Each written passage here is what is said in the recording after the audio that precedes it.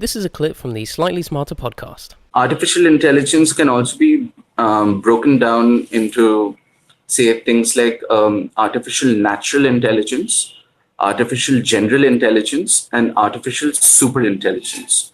So, Siri is like artificial natural intelligence, which is actually more like the low hanging fruits of what artificial intelligence can actually give.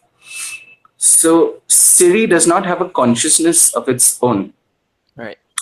Siri still is working out of speech to text conversion and trying to understand uh, how a particular sentence is spoken, trying to understand context, which again falls under the paradigm of natural language processing. So Siri is like a low-hanging fruit of artificial intelligence, and then comes the self-driving cars. Now, self-driving cars are along the lines of computer vision. Now, computer vision is actually trying to solve the problem of vision. And what Tesla actually tries to do is it tries to do object classification. And we humans also try to do object classification at all points of time. If you go out in the street and you look at a tree, you know it's a tree because you have classified that as a tree. Right. You look at a person, you know it's a human being. You look at a dog, you know it's a dog.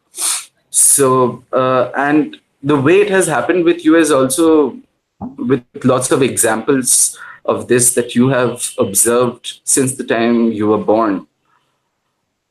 And so definitely these are along the lines of artificial intelligence, but I think Rishabh mentioned DeepMind. So DeepMind is actually trying to solve a greater problem with respect to AI, which is it's trying to solve artificial general intelligence. And what they are doing is that they have actually taken these games from the 1990s. These are these Atari games and Nintendo games that kids in the 90s used to play. And they have started letting an AI play those games. So they don't have a different algorithm for each game that the AI is playing. It's one particular algorithm, set of algorithms combined into one particular thing that they have placed in one game, and then they see games as different environments. So they just keep changing these environments and they let the AI train on that so that it has a general idea of what to do, regardless of whichever environment it is placed in. So that is definitely a higher form of artificial intelligence. Can we backtrack just a little bit? And can you give an explanation of the differences between artificial natural intelligence, general intelligence, and super intelligence? Yes. So artificial natural intelligence is artificial intelligence that is applied to smaller problems that companies, institutions, or places like that, organizations face. Like say Siri, or say say a company wants to direct certain ads to you. Say when you go to Amazon, at that point of time, you buy a product from Amazon and you get a small thing at the bottom which says people who bought this also bought this. Or in YouTube, you have recommendations. So these are all forms of ANI. Artificial general intelligence is the level of intelligence at which human beings are at. And artificial superintelligence is described by a lot of different futurists as a point of singularity, where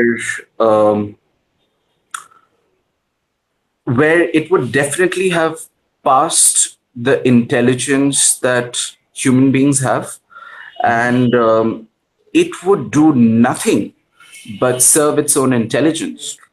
See, there are these philosophical questions where you're like, would you know how it is to be alive if you were never dead? You never did. Wow, that is extremely interesting. Like I've never heard that before. I've heard that does cold exist? No, cold doesn't exist, right? Cold is just the absence of heat energy. And Yes. darkness exists? No, that's just the absence of light. Now, Now, is darkness faster than light? darkness faster than light. Darkness is just the absence of light. I wouldn't say darkness is anything. Without darkness, there is no light. But Like, I'm genuinely. Yeah, so these are finding out here. philosophical We've questions. just These gone- are philosophical questions. So branching off that curiosity, right? People were thinking about these things hundreds and thousands of years ago.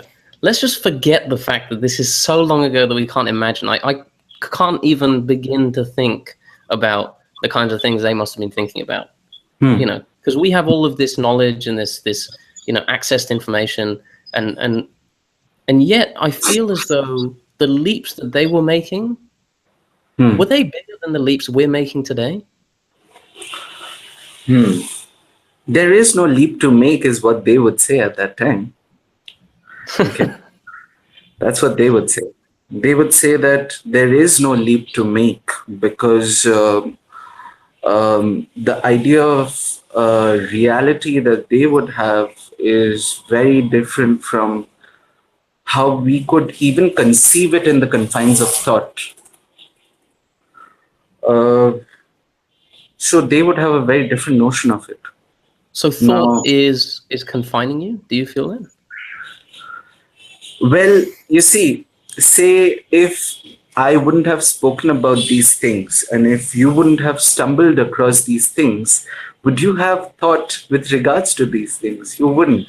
Exactly. So that's what I'm so curious about, because you can't let, I was talking to Ryan the other day about how they invented the light bulb. You talked about Nikola Tesla. We can talk about Edison, and no one invented the light bulb by improving the candle. It's just you've completely got to think about something that's so drastically different.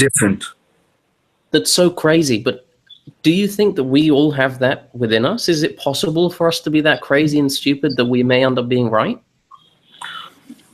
I think every individual has the capacity to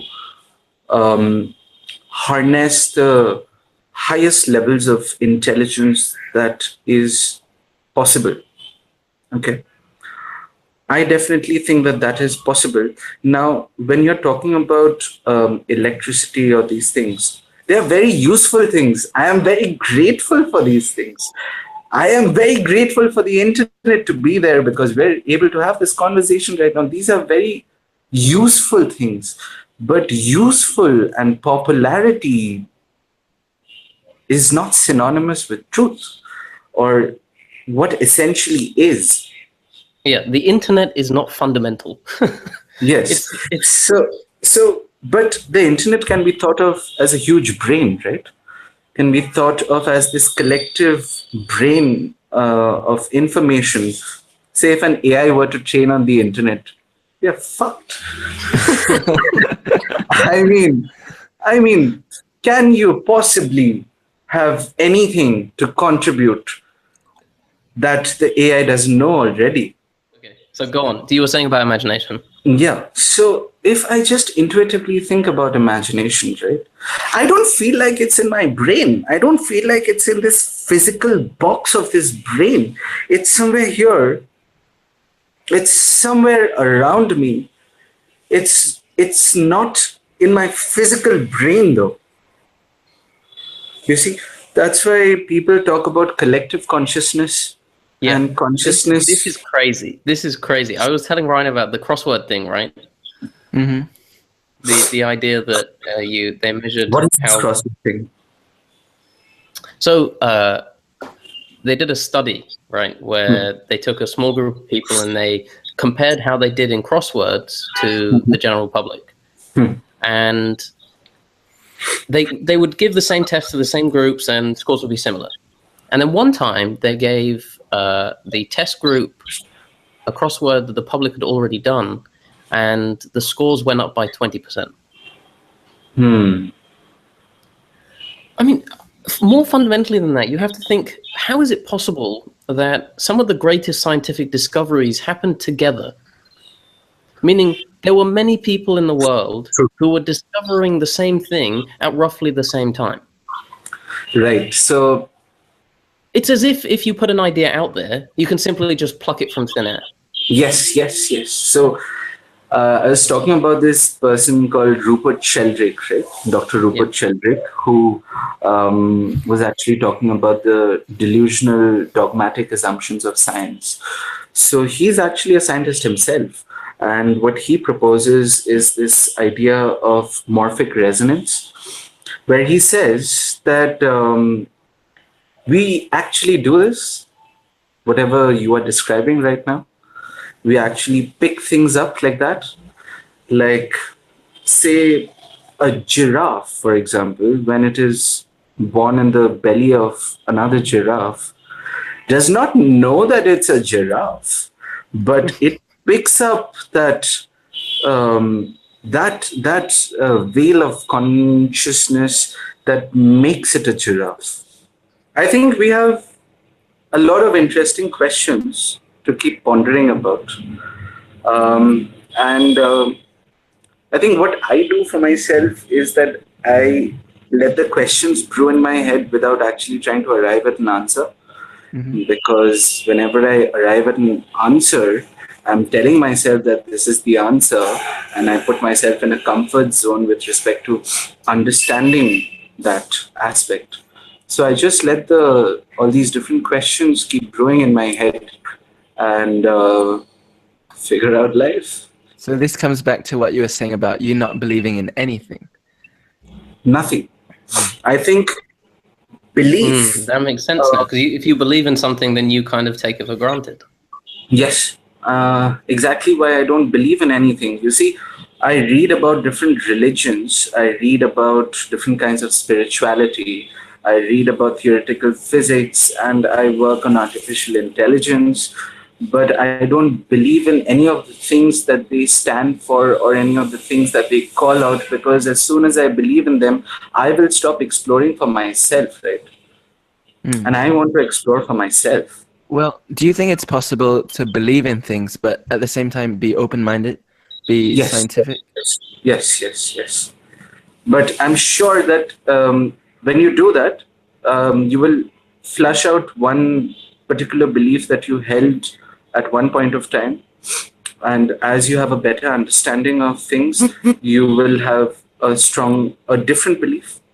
And then you flush that out. So I think that's a good process, where you keep an open mind. You can have a certain belief with regards to certain things, and just keep an open mind. So you believe the progression of knowledge is beliefs evolving or changing? Beliefs rather evolving or changing? Yes. I'd say that's the definition of science, actually, that you're willing to change your mind in light of new evidence. And I think that's what the scientific endeavor is all about. And that's where the scientific establishment has deviated from the scientific endeavor sometimes. I think the subject of what we as a generation ought to do can be the matter of another discussion.